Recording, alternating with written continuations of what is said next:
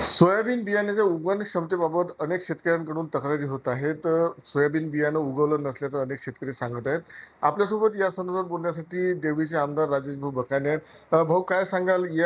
अनेक शेतकऱ्यांकडून मोठ्या प्रमाणात तक्रारी होत आहेत. देवी तालुक्यामध्ये देखील मोठ्या प्रमाणात शेतकऱ्यांच्या तक्रारी आहेत सोयाबीन उगवलं मी नसल्याचं. कृषी अधिकाऱ्यांसोबत बोललो, त्यांच्याकडनं सोयाबीनच्या संदर्भामध्ये माहिती घेतली. जिल्ह्यामध्ये 243 तक्रारी सोयाबीनच्या संदर्भात मिळालेल्या आहेत. त्याच्यामध्ये उन्नती कंपनी असेल, महादेव असेल, बूस्टर असेल, या सगळ्या कंपन्यांच्या तक्रारी आलेल्या आहेत.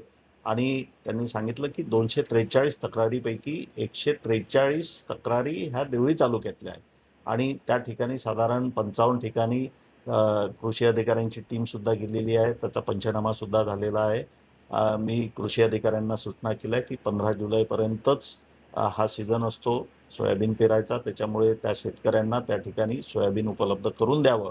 आणि ज्या कंपन्यांचं जर्मिनेशन 30 to 40% आहे, नियमाप्रमाणे 70% वरती पाहिजे, तर त्या कंपन्यांवर ज्यांचं जर्मिनेशन 30 to 40% आहे त्यांच्यावर गुन्हे दाखल करण्याच्या संदर्भामध्ये सूचना करण्यात आली. भाऊ, शेतकऱ्यांचं मोठं नुकसान झालेलं आहे. दुबार पेरणीची वेळ त्यांच्यावर आलेली आहे. खर्च देखील झालेला आहे. मदतीची मागणी होत आहे. काय? असं आहे की महायुतीचं सरकार हे शेतकऱ्यांच्या गोरगरीब जनतेच्या पाठीशी राहणारं सरकार आहे. एवढी मोठी कर्जमाफी केली आणि याही उपर या ठिकाणी वर्षणाचा विषय असेल किंवा दुबार पेरणीचा विषय असेल, तर शेतकऱ्यांना दिलासा देणारं सरकार असल्यामुळे मी शेतकऱ्यांना या ठिकाणी आवाहन करतो की तुम्ही घाबरू नका.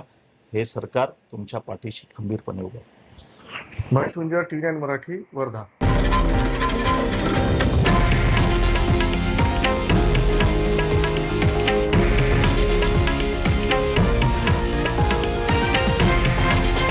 हे आहे देशातील नंबर 1 न्यूज नेटवर्क आणि आपण पाहत आहात TV9 मराठी, एकमेव.